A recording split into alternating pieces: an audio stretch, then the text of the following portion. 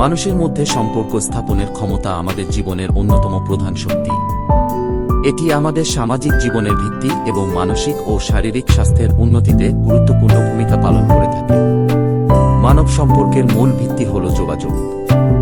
আমরা যেভাবে একে অপরের সঙ্গে কথা বলি, আমাদের অনুভূতি প্রকাশ করি এবং একে অপরকে বুঝি, তা আমাদের সম্পর্ককে গঠন করে। ভালো যোগাযোগ মানে শুধু কথা বলা নয়, বরং মনোযোগ দিয়ে শোনা এবং একে অপরের অনুভূতিকে সম্মান করা। ডক্টর ব্রেন ব্রাউন তার গবেষণায় দেখিয়েছেন যে মানুষ হিসেবে আমরা সংযুক্তির জন্য প্রস্তুত।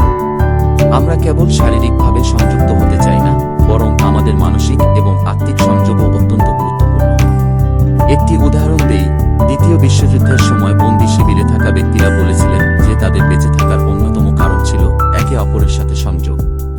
যখন তারা একে অপরকে সহায়তা করত এবং সমর্থন করত, তখন তারা তাদের মানসিক অবস্থাকে ভালো রাখতে পারত। আবার বর্তমান সময়ে অনেক মানসিক স্বাস্থ্য বিশেষজ্ঞ বলেন যে একজন ভালো বন্ধু বা পরিবারের সদস্যের সাথে গভীর সংযোগ মানসিক চাপ কমাতে এবং বিষণ্ণতা দূর করতে সহায়ক হয়।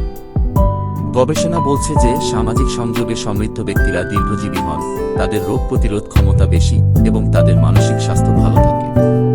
হার্ভার্ডের ৭৫ বছরের দীর্ঘ গবেষণায় দেখা গেছে যে জীবনের সন্তুষ্টি মূলত নির্ভর করে আমাদের ঘনিষ্ঠ সম্পর্কের উপর। কানেকশনের মাধ্যমে আমরা কেবল মানসিক ও শারীরিকভাবে শক্তিশালী হই না, বরং আমাদের পেশাগত জীবনেও উন্নতি করি। যখন আমরা একে অপরের সাথে ভালো সম্পর্ক রাখি, তখন আমাদের কাজের পরিবেশ ভালো হয় এবং আমাদের প্রোডাক্টিভিটি বৃদ্ধি পায়। মানব সম্পর্কের শক্তি অবহেলা করা যায় না। আমরা সবাই সামাজিক জীব এবং আমাদের সংযোগ আমাদের জীবনের বিভিন্ন দিককে সমৃদ্ধ করে তোলে। তাই আসুন আমরা সবাই আরও সংযুক্ত হই, একে অপরের প্রতি সহানুভূতিশীল হই এবং আমাদের সম্পর্কে মূল্য দেই। যদি আমরা সম্পর্কে মূল্য দেই, তবে এটি আমাদের জীবনের মান উন্নত করবে।